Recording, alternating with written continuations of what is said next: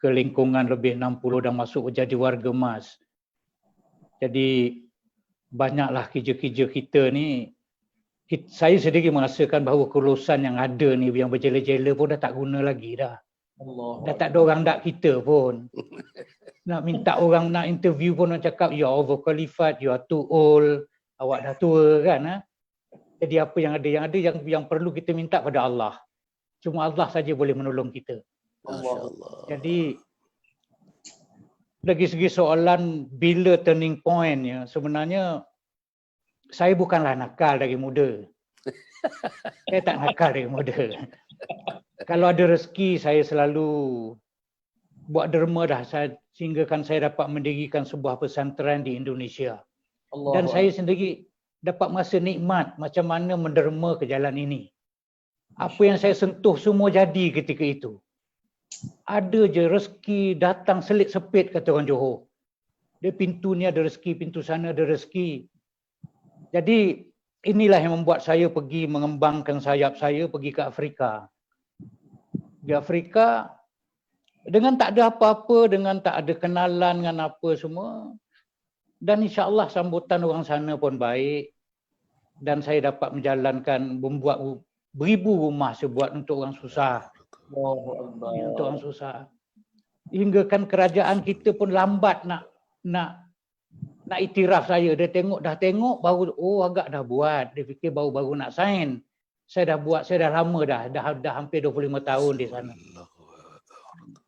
Dan hingga kan kerajaan sana menawarkan saya projek buat air. Saya suka dengan projek-projek yang ada social engineering ni. Yang humanitarian in nature. Biar orang dapat air. Air kan penting dalam hidup. Penting pokok untuk binatang, ya, untuk bumi. Projek-projek macam ni saya suka. Mungkin dengan niat ini, maka kerajaan sana beri saya lombong emas. So saya buat emas pula. Benda kita tak minta, benda datang. Jadi dah peringkat umur macam ini, saya pun mikirkan siapa lagi tempat kita nak mengadu. Kerja yang kita buat ni orang tak buat. Kita mengadu pada Allah ajalah. Ya.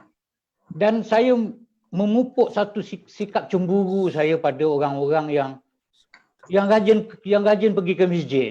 Saya cemburu. Saya cemburu pada orang boleh pergi ke masjid waktu subuh. Itu saya cemburu. Orang boleh mengaji Quran dengan apa? Dengan mudah. Itu saya cemburu. Jadi apa saya buat, dan Datuk Dr. Hassan pun tahu, saya duduk di Masjid Al-Ghufran, situ ada hotel.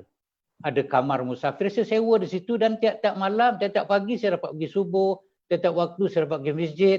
Ini waktu saya di Malaysia. Saya gunakan waktu saya di Malaysia ni dan umur macam ini, saya gunakan supaya saya dapat banyak ke masjid, boleh mengaji. Kalau saya susah, saya jumpa imam, saya bertanya. Dan di situ saya belajar. Kadang-kadang Datuk Hassan pun saya tanya, Tok, macam mana nak menyebut ayat ni, Tok? Ini nak mati kat mana, Tok? Itulah saya punya. Saya belajar segitu. Sebab dulu sekolah agama ada di Johor, tapi oleh sebab sekolah tu ada pagi petang, lepas darjah 3 masuk jam 4 sampai pukul 4 saya sekolah belah petang. Jadi saya tak dapat sekolah agama. Cuma tahu ayat-ayat mukadam yang untuk dibuat di semayang saja. Itu saja. Tapi banyak salah. Bila jumpa Datuk, saya tanya, Tok, ini tahiyat ni macam mana baca? At-tahiyatul ke, at-tahiyatu ke, yang kami belajar at-tahiyatu, mubarakatu, salah. Semua tu. Tapi bila dah jumpa Datuk Hassan, saya tanya, kata dia, tus tu, kata dia. Jadi, saya belajar situ. Inilah saya belajar cara ini. Saya tidak ada sekolah agama cara formal. Saya belajar di atas kesedaran. Saya cemburu pada orang boleh mengaji Quran. Saya cemburu pada orang boleh pergi masjid setiap waktu. Dan terutama bangun subuh pergi ke masjid sembahyang subuh. Ini saya cemburu. Sehingga, dan kalau boleh saya satu peringkat ni, saya ingin sangat, saya nak memupuk diri saya supaya rindu pada masjid. Allah. Sebab tu saya duduk di masjid. Dan orang semua tak percaya saya duduk di masjid. Saya sewa dah berbulan-bulan dah saya duduk di masjid supaya saya tak lepas daripada masjid. Di Zimbabwe, di Afrika, ialah ada lahan budak-budak Melayu dan kita praktislah, kita berbaik-baik dengan alim-alim ulama di sana. Dan saya pernah pergi di Afrika sama Datuk Hassan, saya kenal kanan Mufti Ming, bawa di sana, dan adalah kita derma. Saya nak berdakwah, saya tak pandai. Mungkin saya dari segi action saja, dari segi tindak laku. Ada satu masyarakat, ada satu kumpulan yang suka buat dakwah dan beri makan pada orang-orang susah. Situ yang beri makan tu saya masuk campur. Dan ramai yang masuk Islam. Orang perempuan masuk Islam. Dan ramai yang bukan Islam dah mula datang mengendik untuk masuk Islam. Allah. Mungkin dia nak makan, tapi dengan cara itu, dia dapat makan tiap-tiap bulan, kita kasih dia kasih barang-barang dapur lah. InsyaAllah cara saya berdakwah macam tu. Tapi untuk saya nak mengeluarkan hadis ke apa, berhujah dalam dakwah, saya tak pandai. Itu saya terus terang. Cuma kalau boleh, saya sekarang ni dalam peringkat untuk mengajak diri saya supaya rindu pada masjid. Allah. Itu sajalah buat setakat ini. Ya. Terima kasih Dr. Hassan Muhammad Ali. Saya rasa saya mendengar pada malam ni amat sebab. Saya nak mengulas apa pun jadi macam buntu seketika. Tuan-tuan yang dirahmati Allah. Bayangkan apa yang beliau kongsikan bersama dengan kita. Masya-Allah. Semua ni tuan-tuan, kita boleh bercakap tuan-tuan, tapi kita nak berbuat. Ya Allah. Dr. Hassan Muhammad Ali. Ya. Orang melakukan kerja amal bakti ni bukan orang yang sekadar diiktiraf ulama semata-mata. Bukan ustaz sahaja, bukan imam masjid. Bayangkan tuan-tuan, kalau seorang guru agama yang menyampaikan pelajaran agama ada bahagian baik. Tapi orang yang jadi engineer, yang buat empangan, yang mereka empangan, yang menyalurkan air, orang yang kerja bahagian elektrikal tu tuan-tuan, mereka memikirkan macam mana dapat menyampaikan kepada masyarakat. Air sampai kepada orang ramai, orang ambil wudu, mereka membersihkan diri, itu tak ada pahala tuan-tuan. Bayangkan macam mana tadi bila saya tanya tentang soal turning point itu bermula, beliau kata ada kesedaran. Tetapi dalam masa yang sama hambatan duniawi pun datang. Tapi dalam masa yang sama keadaan diri dan hidup pun juga menuntut untuk sesuatu ke arah yang amat penting dan hebat. Tetapi dalam masa yang sama kesedaran keinsafan itu ada. Walaupun asas-asas tertentu tak kita peroleh dan dapat, tapi saya harap Dr. Hassan berkawan dengan Datuk Dr. Hassan Ali kena ambil peluang, maksud saya. Kena ambil peluang ini. Bayangkan tuan-tuan muslimin dirahmati Allah, sebelum saya berpindah kepada tuan rumah kita, ketika mana para sahabat Rasulullah SAW, ini disebut hadis yang sahih riwayat Imam Muslim. Ketika mana Rasulullah SAW bertanya, "Mahukah kamu aku memberitahu akan sesuatu amal yang dibuat yang boleh menyebabkan dosa-dosa kamu diampunkan dan tingkatan darjat kamu dinaikkan?" Para sahabat sekalian pun menjawab, "Ya wahai Rasulullah, aku mau." Maka Rasulullah memberitahu, marilah kita dalam hidup ini, dalam meniti usia yang kita Allah bagi peluang ini, jangan tinggal 3 perkara. Iaitu yang pertama, kita suka orang yang menyempurnakan wudu dan duduk dalam keadaan berwudu. Allahu Akbar. Kalau itu satu keadaan. Yang kedua tuan-tuan, seseorang yang apabila dia nak dan suka mengunjungi rumah-rumah Allah untuk bersolat sembahyang fardu 5 waktu. Tuan-tuan, orang hari ini berebut-rebut untuk solat fardu Jumaat sahaja semata-mata. Berkelahi bergaduh dengan ahli dan kuasa, tak dapat tempat dalam keadaan suasana PKP ni tuan-tuan. Tetapi solat fardu 5 waktu, masjid dikhabarkan tak mencapai tahap 1/3 yang dibenarkan ketika mana solat fardu Jumaat, tuan-tuan. Bagaimana Dr. Hassan Ali sampai kata tadi, oh ya Allah, kalau nak fikir nak sewa hotel yang memang kebetulan hotel yang ada dalam Masjid Al-Ghufran tu pun saya tahu, sampai nak fikir nak boleh dapat bahagian ambil solat fardu 5 waktu ini. Oh, ini bau malam ni lah saya dengar tuan-tuan.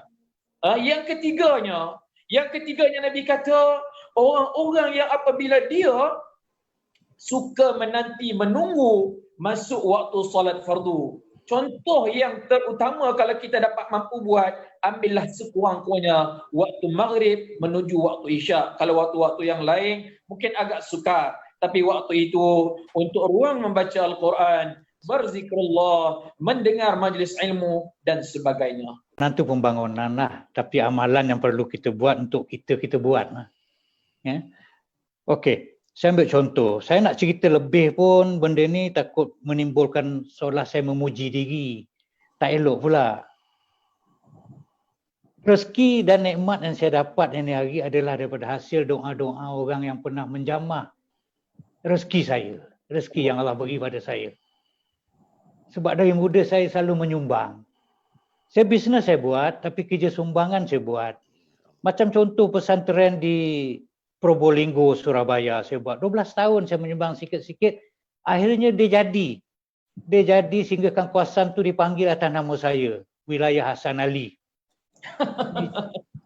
Masjid nama mak saya, asrama nama isteri saya, kamar-kamar asrama nama anak saya. Bukan saya minta dia orang kasih. Tapi yang besar, yang banyak dapat nikmatnya saya. Segala apa saya buat jadi. Jadi bisnes saya jalan, amal ni saya buat. Dan tidak ada politik. Orang sana betul-betul dapat duit, tak ada nak kisah mengisi cat warna hijau ke, nak cat warna biru ke, tak ada. Ya, tak ada benda tu semua. Tak macam satu masjid di kampung saya buat, kubahnya hijau, besok orang politik ni pergi naik ramai-ramai ngecat jadi biru. Jadi benda-benda macam tu. Jadi kita nak buat benda ni cari ikhlas. Ikhlas ni bukan senang. Ikhlas banyak cabaran. Kita mudah tak ikhlas kalau kita tak sabar dengan cabaran. Sini pengalaman saya. Hasil saya bawa, saya dapat daripada Afrika ke, walaupun orang tahu apa ada di Afrika, negeri miskin. Tapi saya berjaya menyampaikan cita-cita mak saya. Dia kata kalau boleh anak dia semua pergi ke Mekah. Saya dapat hasil, saya bawa semua adik-adik saya yang belum pergi ke Mekah. Mungkin dengan doa-doa dia orang, rezeki saya baik, akhirnya semua adik-adik saya 14 saya bawa. Mungkin dengan doa-doa dia orang, laki bini, anak beranak semua saya bawa. Sehingga kan mak-mak saya, sehingga sampai 2 bas lah saya bawa. Tapi kalau saya nak cerita seolah saya macam memuji diri, hilang pula saya punya ini kan. Jadi benda ni semua yang kita dapat sekarang ni, yang saya rasa nikmat rezeki yang saya dapat semua hasil daripada doa-doa orang yang pernah menjamah rezeki yang Allah kasih pada saya. Itulah dia. Jadi saya tak bimbang saya pergi Afrika ke, pergi mana ke, orang cakap tak bahaya. Kata saya kalau kita serahkan diri pada Allah, niat kita baik, insya-Allah orang ramai nolong kita. Dan ternyata ramai orang menolong saya, semua nak menolong. Walaupun dia orang hitam, banyak orang tak percaya orang hitam ni suka menipu. Tapi dengan saya, insya-Allah tak ada, so far tak ada bahaya, semua nak menjaga saya. Yang baik semua nak kasih pada saya. Jadi saya rasa benda-benda ini semua daripada hasil doa kawan-kawan, saudara mara yang pernah menjamah rezeki yang Allah kasih pada saya. Kalau saya nak cerita lebih nanti kata orang, macam kita saya mengungkit pula, jadi tak ikhlas pula, berbangga, riak dan sebagainya. Tapi kalau untuk nak beritahu orang bahawa kalau kita bersedekah sama, bukan bersedekah lah, kita yang ada tu dia mampu. Tapi oleh sebab dia adik-adik saya bawa macam pergi ke Mekah. Dan bukan dia tak mampu, bukan dia tak pernah pergi. Dan dia tak layak terima sedekah pun. Dan saya pun tak cakap sedekah hari ini untuk mencukupkan kota, hasrat saya, adik-adik saya nak biayai pergi ke Mekah. Maka dia pergi. Sudah tentu mereka berdoa. Mesti ada selit doa untuk saya. Allah. Mesti punya. Malam-malam macam mana pun, buruk-buruk dia pun, mesti ada doa untuk saya depan Kaabah. Mungkin doa tu sangkut. Maka saya dah dapat nikmatnya. Allah. Masya-Allah. Jadi benda-benda ini, dan hidup saya tak pernah susah. Kering pernah. Tapi hidup taklah susah.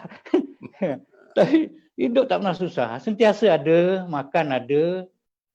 Susah sangat. Saya dah duduk di masjid ni dah Dah 4 bulan saya duduk, 3 bulan, 4 bulan. Sempatlah khatam, dapat belajar Quran, dapatlah khatam apa semua. Tak betul tidak wallahualam, tapi saya buat. Dan saya akan belajar semua. Dan saya tak pergi Afrika kali ini sebab Covid lah, sebab ni apa masalah pandemik ni dah 5 bulan. Orang sana pun dah menjerit. Jadi kerja ni kita buat, yang dakwah ni pun kita buat, yang dakwah untuk diri kita ni kita buat juga. Dan saya percaya kalau kita buat orang senyum. Saya pernah menangis depan Kaabah bila saya bawa mak-mak saudara saya, bapa saudara saya semua. 80 orang, 88 orang saya buat ngiling Kaabah semua saudara saya. Dan saya percaya kalau dia gembira, saya dapat senyum daripada Allah. Itu saja. Allah Akbar, Masya Allah. Dapat Allah senyum pada kita pun cukuplah. Dan saya tengok semua saudara saya, ni semua itu saudara saya, semua saudara saya. Amat membanggakan saya. Tapi saya senyap, saya tengok dan saya menangis. Dan sudah tentu mereka mendoakan saya sebab tu rezeki saya tak kering. Hingga sekarang sampai pergi Afrika. Allah Ta'ala kasih rezeki untuk saya. Dan ada lumbung emas pula tu. Saya pun tak terfikir benda ni. Ada lumbung emas. Ada lagi 2-3 dan kerajaan kasih 18 lagi lumbung emas pada saya. Saya tak terbuat. Terlampau banyak. Dan tak ada orang nak mengikut saya pun. Dan orang tak percaya. Dan saya percaya ni hijrah. Kalau kita nak lebih, kita kena hijrah. Jadi saya tak dapat nak bercakap panjang sebab banyak sangat kerja baik yang saya buat. Kalau saya cerita nanti orang kata saya riak. Saya berbangga. Saya takut. Saya takut benda-benda gini. Masya Allah. Alhamdulillah. Jadi dakwah saya buat dengan cara perbuatan saya. Cara perbuatan saya. Saya tak ada. Contoh macam baru ni ada budak, saya pernah ambil orang kampung yang saya fikir dia tak mampu. Yang saya fikir, akal saya fikir orang jual goreng pisang, orang ngait kelapa nio tu, manjat kelapa nio. Saya pergi, saya cari dia orang. Saya buat macam cerita Magnificent Seven. Magnificent Seven. Saya cari orang kampung yang tak mampu. Saya cari, kata, ambil 200-300 ni pergi buat pasport. Buat apa? Saya nak ajak umrah. Terduduk. Yang ada orang yang jual makcik, jual goreng pisang tu, dia terus padam api goreng pisang dia duduk termenung. Orang tanya kenapa mak uda buat ni, kata, aku tak tahu tak apa, aku berjalan tak jejak bumi, kata dia. Sebab apa? Hasan ngajak aku pergi umrah, kata dia. Dan berapa tahun kemudian saya duduk di Seri Hatamah tengah minum, ada orang tepuk saya. Saya tak kenal, kata terima kasihlah kau bawa mak saudara aku pergi Mekah. Dia kata siapa mak saudara awak? Benda-benda ni hidup. Benda ni hidup. Dia bukan mati di situ, dia hidup. Allahu Akbar. Jadi itulah saya nak, yang buat saya confident mencari rezeki di bumi Allah ini. Kerana saya banyak buat kerja, ya katakan banyak buat kerja baik lah, itulah ceritanya kan. Saya tak dapat nak cari ini, saya banyak buat kerja baik. Saya tak nakal. Walaupun campuran saya luas, saya sekolah Amerika, saya sekolah England, saya tak minum arak setitik pun. Lagi saya memuji diri saya. Jadi susah saya nak bercakap. Jadi kalau benda ni boleh diambil segi positif, saya ucap terima kasih lah. Tapi kalau nak katakan saya riak, saya jauh daripada itu. Saya pun nak cerita apa yang saya buat. Itu saja. Nak rezeki, kita kena berbaik sama Allah Ta'ala. Kena selalu berbual sama Allah Ta'ala. Sebab tu saya selalu duduk di masjid. Saya kalau dapat, saya tak nak lari daripada tiap-tiap waktu berjemaah di masjid. Dan pada anak-anak saudara saya, pada anak saya, isteri saya, rajin-rajinlah berbual dengan Allah. Baik, waktu mana pun, maksud saya rajin-rajin semayang. Jangan tinggalkan semayang. Allah. Dengan itulah cara kita dapat berbual sama Allah Ta'ala, kita minta pada dia. Nak minta pada Allah. Minta pada makhluk, kadang-kadang kita kecewa.